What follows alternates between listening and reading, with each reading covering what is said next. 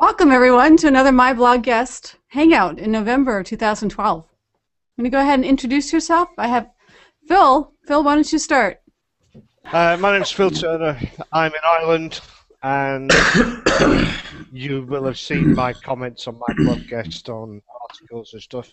I do there a lot of article moderation on there, not editing, just moderation.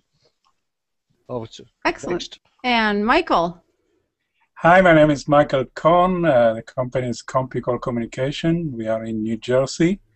We specialize on building and boosting small businesses' reputation, exposure, and credibility online.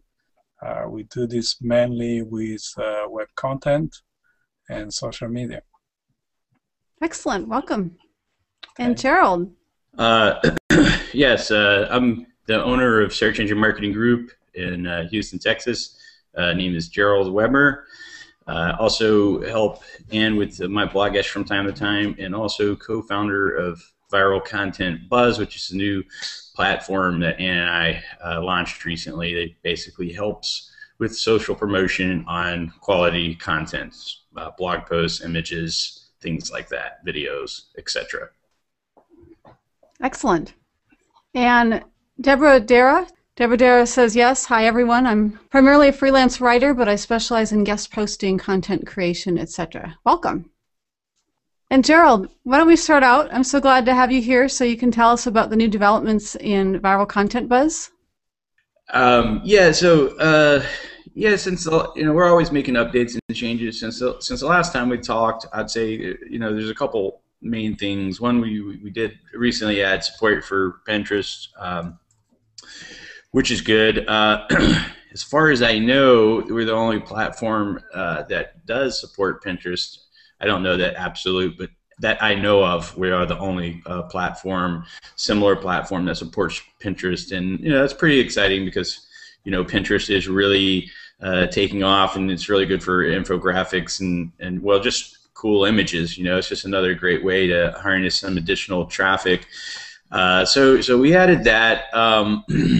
I'd say probably, other than some of the minor subtleties of the site that some users may or may not notice, such as a inbox that shows all your shares and links to your shares, it's cool stuff like that. Since we last talked, I'd say one of the most interesting things is Viral Content Buzz is the community has really been promoting us a lot. In terms of unsolicited user reviews. Users they use the platform, they like it, they blog about it, and then everyone tweets about it, and so the community has really been doing an excellent job of not only supporting us but just spreading the word, and so just the word of mouth is really starting to snowball, and the activity level has gone up tremendously since the last time that we talked. So it's really starting to come alive, the sharing community as a whole. That's since the last time that we spoke, which I think was probably about a month ago.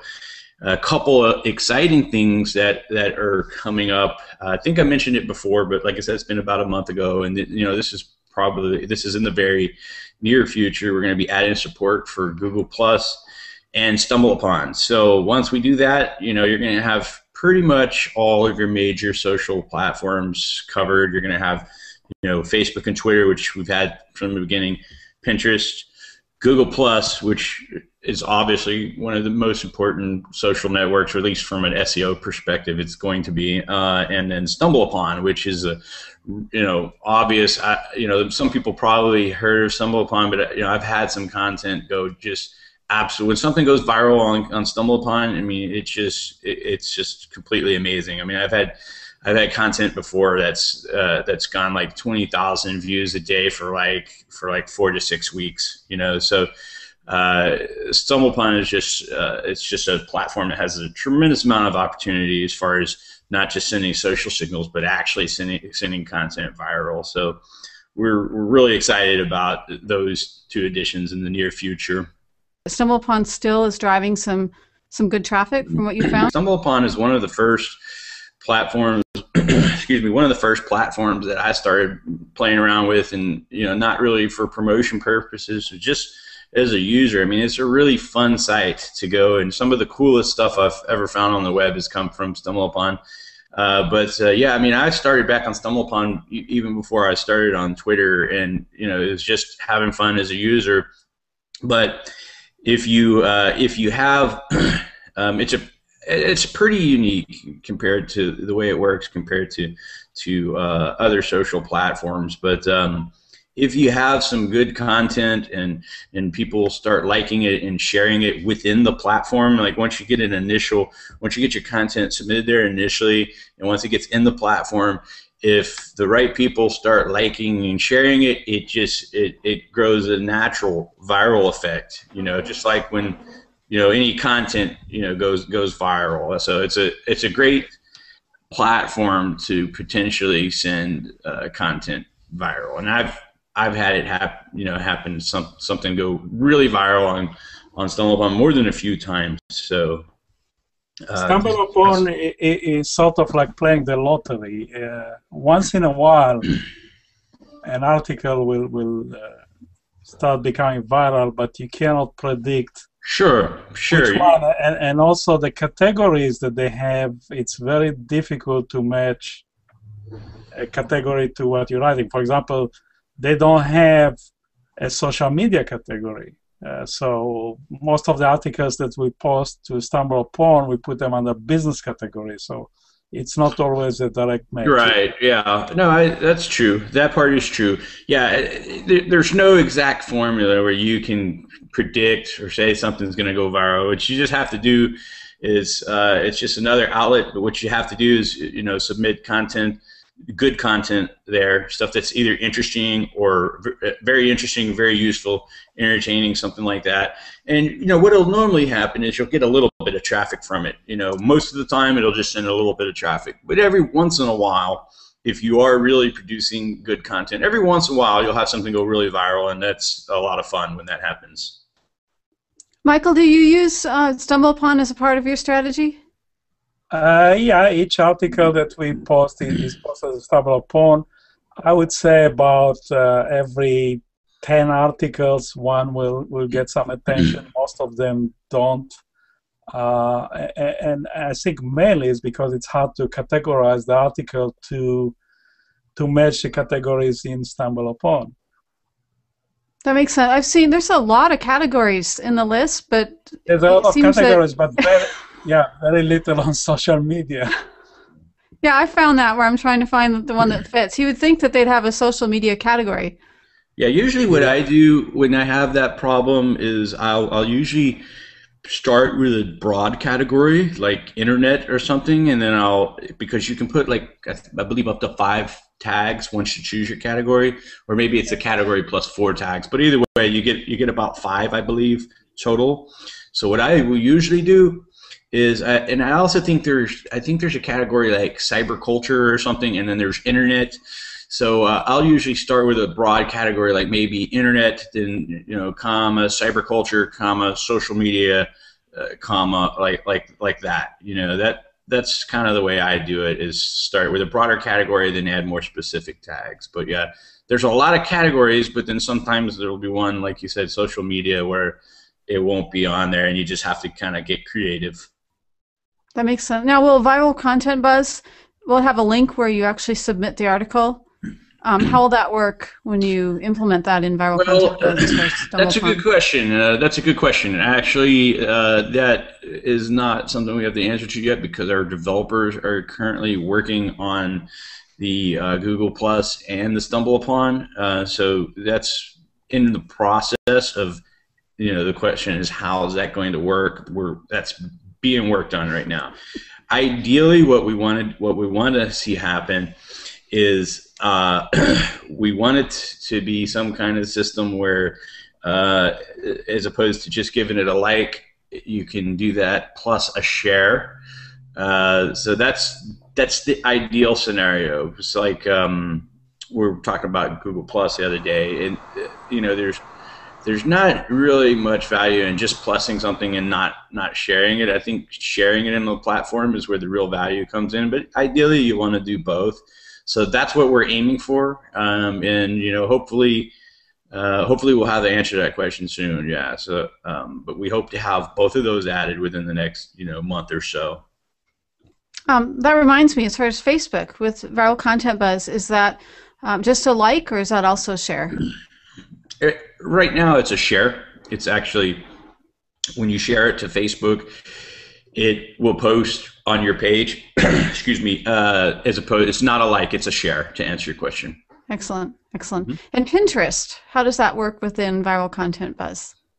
Well, the way that works is it's a little different. I believe we had to do a workaround because Pinterest doesn't have a public API yet. At least I believe that's the case. So basically, the way it works is when you click on the button to pin it, it takes you to Pinterest, and then you have the option just like when you're normally pinning something. You choose a category and then a description. The description, I believe, is usually auto-populated, but you could reword it a little bit if you wanted to. Then you pin it on whichever category or whichever pin board you have that is relevant. Then once you do that, you're taken to a page that it says, after you made the pin, there's a button that says see your pin, and you click on that, and it gives you a URL, like a direct URL to the actual pin, and you copy and paste that into Viral Content Buzz. And when it may sound more confusing trying to explain it, but whenever you click on it in Viral Content Buzz, there's a little image that shows you where to copy and paste the URL. So it's really pretty simple if you're seeing the screenshot as you're doing it. And for what you described, I mean, 75% of what you just described is normal procedure for pinning. So for those normal, it's users. Absolutely. So it's not that you're not doing anything weird out of the norm than what you would normally do when you're pinning something on Pinterest. You're mainly just, once you do that, you're just taking the URL to your direct pin, and you are pasting that into the proper slot on Viral Content Buzz, so that we can see that, okay, this person actually did pin this image. So because anytime someone makes a share, we have to be able to show the users proof that was actually shared or pinned or whatever the case. So you just have a manual step to work around as far as the API availability. Exactly. Yeah. The one extra step would be copying and pasting the pin URL. Yes, correct. Now you have a article guidelines as far as for all the articles that are submitted to Viral Content Buzz, and that's part of what you advertise, that it's higher quality because it's not just spammy articles. How do you do that with the Pinterest? Do you actually view the images? Is there a guideline? Well, that's a topic that just came up actually yesterday when someone wrote a review, because Pinterest is so new. We haven't really written anything specific about images into our quality guidelines, but that's actually something Ann and I were talking about. So the images are still going to be subject to some kind of quality guidelines. I mean, we don't want people just putting in ridiculous images. So it's going to be similar to the same guidelines that we use for content. So we'll ask things like, is this image, is there something about it that is cool? Is it interesting? Is it useful? Like if it's an infographic, is it a good infographic? Does it have good information? That sort of thing, So it's going to come down to, it's going to be subjective, but there's always going to be some subjective when it comes to determining quality of articles or images. But if we look at it and say, man, that image is, anyone would look at this image and say, man, that's cheesy or that's crap. In that case, we'll kind of use that sort of judgment. If something is very obviously low quality, then we're not going to allow it, because that's the whole that's our whole USP, unique selling proposition, is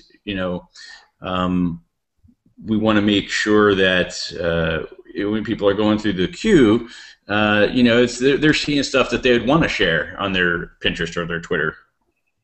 That makes sense. Hey, speaking of wanting to share, another question that I have for our panel today is Catchy Headlines. Does anyone have a process that they go through, a mental checklist on coming up with a catchy headline for their article? Or, for example, you're the publisher and you receive a guest post. Do you ever communicate with the guest author for a suggestion for a catchier headline? And do you have any success stories of a change of headline? I know that's a mouthful. I think that a lot of people don't give much attention to the headline when they're writing. There's an awful lot of blog posts with. I'm doing a lot on choosing energy company at the moment, and I read other people's articles and things like find a good energy company. Whereas I did one this morning, which was helping your parents choose a new energy company. Putting a slant on it, give it an angle, which I think works better. Sometimes I just get silly, like I'm running scared of the meter man. That sort of thing. Anything which will attract the attention of people, rather than if you're boring the people who are looking for your article, then nobody's going to read your article. Even if one of those bored people post it on their site, then no one's going to ever read it. They'll get you the link, but that's it. And that's not just what it's supposed to be about. It's supposed to be about getting people to follow your links. So you've got to write in an interesting way, and you're going to grab the attention, one, with the title, and two, with your first paragraph. That's something I noticed in writing the article for your site, Michael. I liked how your guidelines were very detailed. Yeah, and actually, you walk them through exactly what you want in the first paragraph. That's very helpful. Yeah, with the experience of doing this for the last 3 years, we developed some sort of rules that we apply to headlines. For example, we don't like a headline that is a question, although if you read the opinions of most bloggers, they say, yeah, questions will generate interest and people reading. The problem is the way we syndicate our content, usually we rely heavily on places like LinkedIn. If you pose a headline with a question on LinkedIn, or if your first paragraph has a questions, what happens with LinkedIn groups, they tend to answer the questions without actually clicking and reading the article. So that's why we're avoiding headlines that have questions. We try to have the headline as short as possible. So I think in your case, your headline was pretty long, and we streamed it a little, we shortened it. Of course, if you put it on Twitter and you have only 140 characters, you want to allow space for the people that will retweet it to add some of their comments to it. So that's why we're trying to make it short. I just gave you a lot of data, so you had a lot to chop out. Of course, articles that start with how to do very, very well, or articles that end with for your business do very well. Another thing that most of the bloggers suggest, but we find it that work the other way, is a lot of people would say, write article that has a numeric value in them, like 10 tips for that, 3 tips for that. We find that that's not a good idea, because if I'm going to write 3 tips to get your SEO going, somebody else will write an article 10 tips to get your SEO going. Yeah, so you're never gonna win in that case by putting a numeric value. So basically, we would strip out the number and write tips for SEO or stuff like that, not to have a numeric value in the headline. And also in the body of the article, we will not choose bullets 1, 2, 3, 4, 5. We will do the regular bullets. It's interesting that you would say that using a number actually is detrimental, but it does make sense. And I've written some articles where people say, hey, I want the 3 tips for this, and you're writing the article and you end up with 4 tips. What do? Do you blend that 4th one into one of the other 3? I mean, if you search on Google and you see one article say 3 tips and one article that say 10 tips, which one you choose to start reading? 10 tips, even if there's... You're probably going to go for a 10 tip. So why restrict yourself? Somebody else is going to write another article with more. That makes sense. Hey, Gerald, on Viral Content Buzz, isn't there an option? You have the headline for the article, but there's also the description, correct? You have different fields, so you've got another opportunity to try to kind of pitch your article to get people to share it. Is that correct? Yeah, that's correct what you're saying. There's basically a short summary field, but the title is still going to be the main thing, just like anything else. When you're trying to get someone's attention, that's still going to be the most important thing. Phil, have you ever had cases with guest authors where you've gone back and suggested a different title before publishing? I change it, send it to them, and they say, "Is that all right?" Because otherwise, there's too much back into it and throwing. Right. And as long as people haven't changed the message or the links, people are happy. I've never had any complaints yet. I think I changed one that was gender-based. It was written from a perspective of the man using the smartphone. I said, women can use the smartphone and irritate their male counterparts as much as the other way around. Yeah, you've got to be careful there, especially with mine being a women's site. And it's not so much the title, but sometimes the body is written from a male perspective. And it's just obvious. So you have to change it to suit your own site. I can say, Michael, I appreciate that you changed my title, because I want the title as an author. I want the title to fit with the blog, the publishing blog, and that's more important than it be some specific word that I've actually typed into that title. So that's good. I can say I appreciate that. Yeah. Gerald, any thoughts on catchy headlines? I think it's just something that, I'm pretty good with headlines, but I think it's just something that kind of comes with, experience. I mean, I used to use something for fun called link bait generator. You can go to linkbaitgenerator.com. If you're kind of hitting a dry spot, you can enter in a couple of keywords and it'll kind of spit out a random headline or title, and that sometimes it actually gives you good advice. Sometimes it's kind of funny. Sometimes it's kind of off the wall. But then the funny or off the wall type thing, if you're kind of hitting a dry spot and your title's just kind of boring or something, sometimes funny or off the wall works, or humor angle, funny, off the wall, or I guess you'd say, the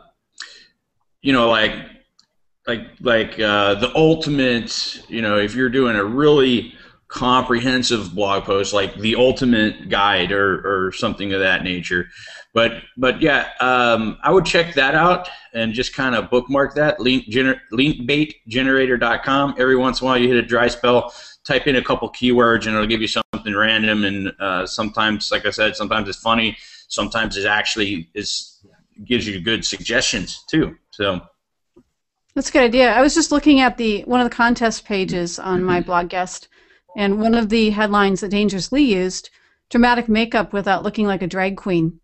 And there's something about adding the drag queen at the end that says, "Oh, now I'm curious," like hoping. Yeah, it's kind of funny, like looking like a drag queen. Something that might make someone chuckle. It's also going to most likely make them click or want to read more. I think I read more articles that way. I'll go looking for one, and the headline will have something quirky in it, and it'll grab me. So it definitely is effective. But linkbaitgenerator.com. Do you want to type that in the chat window for anyone that wants a direct link? Thank you. Yeah, and we are coming. What's the website of your Viral Comment Buzz? I'll type that in the chat as well. My battery's about to die. Viralcontentbuzz.com. I know the contests are really cool. I think Ann usually gives like $1,000, something like that. And we're talking about the articles gallery contest. Is that right? Yes. Yeah. Yes. Yeah. I mean, it's just a really cool way to. You don't really have to do much. Just use the articles gallery, and potentially win $1,000. I mean, and it's something that most bloggers are going to already be doing anyway. So it's not like something that you have to go out of your way to do. Something that's outside of your normal activities. You know what I mean? So Cool. You were just talking about relevant links. I would love to hear your thoughts on that, Phil. Well, with all the Google updates, people are very concerned that any link on the article is related to the article. And very often people are trying to push the boundaries a little bit too far. Linking, I'm trying to think of the one I was looking at this afternoon. For example, they'd be writing about, their link would be about ice cream. So they write about Italy, where they eat ice cream. And the ice cream link at the end, it tells them about what a wonderful place Venice is, and all the ice cream sellers and all the rest of it. And then the link is about ice cream, not about Venice, and not about Italy. And it just comes across as unnatural, which no one wants. So the article gets bounced. It then appears in my email as irrelevant link. I check it out, and I also check out every other article by that author. And any with the relevant links are hidden until they're fixed. So it doesn't work, but people keep trying to do it. I think that's key that you said unnatural. If it doesn't read like a, if it makes you stop and say, why is this link here, then that would be unnatural. Yeah. Another one is like trying to put in a place. You're writing an article about SEO, and your client is an SEO company in Los Angeles. So you've got a title, something along the lines of, how to get the world's best SEO and make your site #1 in Google for the term SEO. Right, it's a totally silly title. And it goes on all about, the article is about SEO, not SEO in LA. But the writer tries to put in links, for SEO in LA, in the middle of the article. And it doesn't work. You can't put a location into a non-location specific article. So I've got a little bit copied out now that I just click LOC and it types in, you cannot put a location into a non-location specific article. You must either change the title and put the location in the title, or move the location link into the bio, which is where people will tolerate a bit more. That makes sense. And you actually answered the question I was about to ask, was how would you make it so that you could add that link, but that is to make it location specific. Yeah. Basically, you'd have to do, if about SEO in LA, if you in the title. That way it would be natural rather than trying to force it in. We've got one guy who's writing about English things like cosmetic surgery in Nottingham. That's obviously Nottingham's a city in England. You might have made. I can't assume anything anymore. But it goes in as you can get breast enhancement in Nottingham, London, Cardiff, and other UK cities. I don't like it, but it's sort of natural, so it's... Because it lists all the other cities? Yeah. Even though so we at all least know what it's trying to do. It's location related. Yeah. you and I would spot it immediately as being false. But in terms of English, it's natural enough. That makes sense. Well, we have Mar joining us. Hello. Welcome. We're talking about relevant linking. Hey, Phil, this whole scare with the Google update, do you think that's more hype than something that publishers really need to worry about? If you're doing things right, then there's no need to worry. I don't worry myself. I have links out on my pages. All the links on my own site I do follow, which people tell me, oh no, they can't do that. But those are natural links, you know, so therefore they're good. I don't try and keep people on the site. I send them off. I try and help them to find the information that they are looking for by putting relevant posts with a do follow link at the end of my own. I think if you do what you would like to see done, you know, if I was looking for something on curtains, I'll look at the curtains now, you know, and I went to a curtain website and it didn't link out to any other curtain websites, I would be a bit annoyed. You know, that would not be meeting my needs as a searcher. Therefore, I try to behave as I would like other people to behave, if that makes sense. It makes sense. So as a publisher, you look at it as you'd look at it as a reader. Yeah, yeah. I think a lot of the hype is driven by the SEO community, who obviously have a lot of vested interest in getting people frightened and trying to do what they try to pay them for their services. But that's just me being cynical. That makes sense, though. I mean, it might make a buck, and they do know what they're doing, so they're selling services, and there are some people that definitely need help in that area. So they're not breaking rules that maybe would flag Google, God forbid. Yeah. Hey, Bill, you mentioned something on the when you're going through the articles about it bouncing back. Do you automatically, as editor-in-chief of MyBlogGuest, do you get emails that flag you as far as the linking? Or do you actually catch them as you're going through?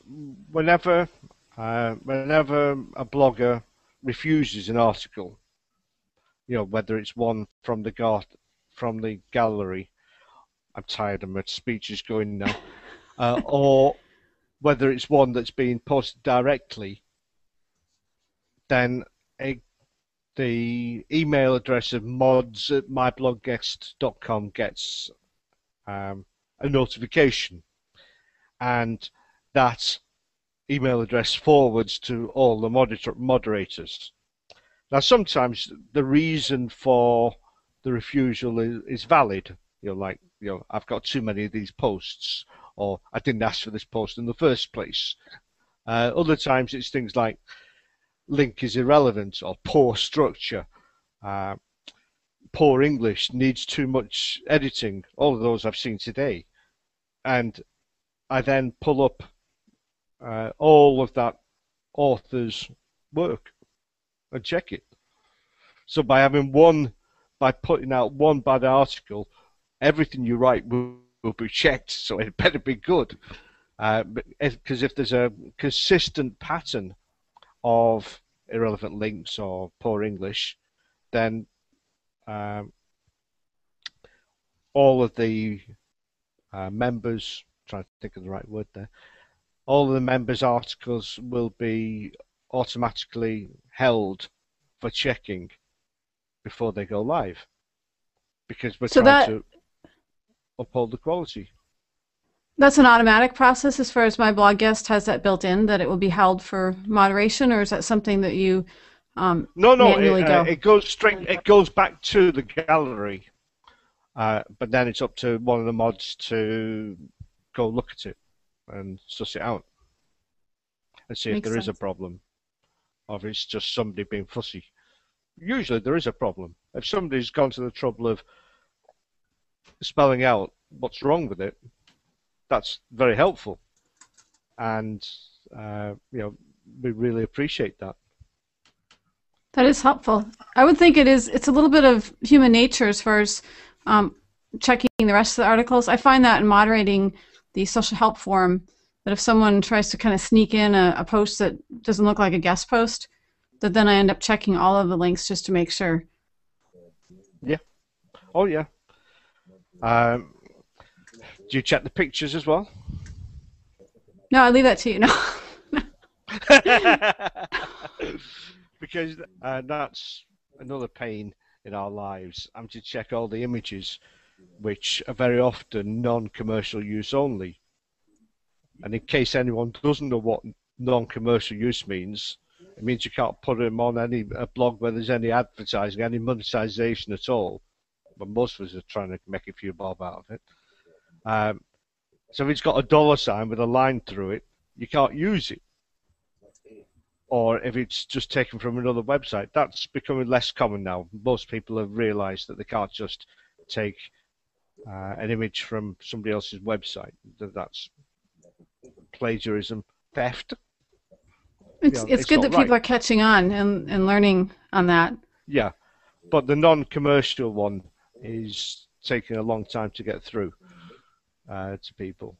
People don't seem to understand that crossed out $sign. And it's very easy to search for on Flickr for images. If you go into the Flickr advanced search, you then scroll down the screen. I haven't got it in front of me, I'm remembering now. We're watching it on your face as you. You can always tell when people are remembering something because their eyes go up. The screen at the bottom, if you scroll down the screen, you then click on Creative Commons, and then on search for commercial use, and then it will search for your image, and every image it pulls up then is okay for commercial use. Which is so easy. I've actually started to use Flickr, which I hadn't been doing. I only use it when I'm stuck, but I do use it at times. I mentioned something related to the Flickr conversation, so glad you mentioned that. Do not like using Flickr, but occasionally need to use other pick. I don't like using Flickr because I did read somewhere that it can all be. I'm not sure how true this is, but it can all be, any picture on Flickr could be licensed by Getty, and then the license would be retroactive, so that if you downloaded that picture before Getty got hold of it and licensed it, then you could still be hit with a $1,000 fine or $1,000 sued for $1,000. So I try to avoid using Flickr if there's any other alternative at all. I mean, there are some good pictures on there. Now, is that something where someone has actually posted a photo on Flickr that belongs to Getty, and then Getty will come after the person that uses the photo subsequently? No. The way it works is that if you've got a good picture, Getty editors will contact you and say, hey, would you like us to license your picture for you and make you a few dollars? Oh, yes, please. And then, I mean, who's going to say no? But then anybody who downloaded that picture before the Getty editors saw it could then, I am told, I don't know the truth of this, be hit for the $1,000 fine. Ooh, that's kind of nasty. So you have to like track those photos. Yeah, I mean, which is a lot of work. Time to do that. Yeah. Yeah. I think there's something similar on YouTube. I use the GarageBand. I wasn't looking at that. I was actually thinking on that one. The GarageBand loops that come with the Mac, and they're licensed through Apple. And you read the whole license agreement, you're allowed to use them, you know, as the intro, the outro on the videos. But they'll match, you know, somebody, and probably whoever wrote the original piece probably sold it to Apple for a good chunk of money. I don't know this as a fact, but it's probably similar to what happens with Getty. And so then YouTube catches it as a match, even though you're licensed. And so I have a little pre-pasted or a little snippet that I send to YouTube showing the license agreement and that I'm licensed by Apple to use it. And they must be sick of the same Say copy paste. You have to cover yourself, don't you? You do. Do you use? We've got the moderators have got something called Phrase Express. Have you come across that? I haven't. Do share. It's just Phrase Express. I presume it's .com. It's a free download, and you can you can type in your own macros, but it's not like a word macro. It's much easier to use. I can just type in TIT, and it will comes up. Your title needs to be in capital with capital letters for every main word, or I can put LI, and it means or L2 means please move your link into the second half of the text. It saves an awful lot of typing. Oh wow! So if you have something repetitive, what's it called again? Phrase Express. If you search for it, you'll find it. So it's is it a grammar helper? Or does it also help with coding? No. It's just a way of if you type in the same thing over and over and over, you can just put in a short code. You know. Okay. We're talking earlier about the locations being forced into articles, so I now have that as with an LOC short code. I just type in LOC, and it gives the whole paragraph of what I was telling you. You know, I remember you mentioned that, and I wasn't sure what you're referring to, but that makes it really handy. Oh, so yeah. I could do that for YouTube.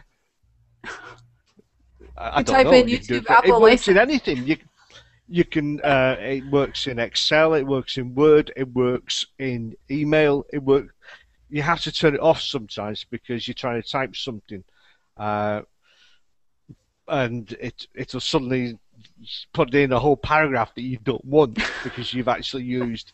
If I'm trying to use the word title, for example, and the TIT comes up and zip, I get the whole paragraph of that, even if I'm in the middle of something else. But, that's only a minor. Oh, bio is another one. Now, every time I use bio, which is quite a lot, it comes up. So if I'm trying to use bio without this coming up, I have to use byline instead. Okay. Because otherwise, if you type biography, you get this whole big old bio with. Yeah. Well, no, you need a space or enter or something like that. Tab. Some important looking key to actually make it work. But just bio space puts in my whole paragraph about your bio should be relevant to the article. It should not be. Well, that's another one. Another rant I could have. If you got time for another rant? Sure, go for it. Mar, do you have time? Another Phil rant. This is me and you again here, isn't it? People sometimes try to make the bio like an extension of the article. Now, I write bios every day. Most of us do. And yeah, they're not exactly true. I mean, some of mine, for example, Phil Turner thinks that such and such website is pretty damn good, and the website is just a bare URL link, and really, I think it's a load of crap. But let's see where you have these files. It has to be about at least slightly about the author. I've got the Hansen right. The person who's written it. It can't just be about you've done your article and then you've got to then have in the bio such and such a website is the best thing since sliced bread. Everybody should go there now. Telephone number, blah blah blah blah blah. Nobody wants that. Nobody's going to put that up on their blog. You're wasting your time.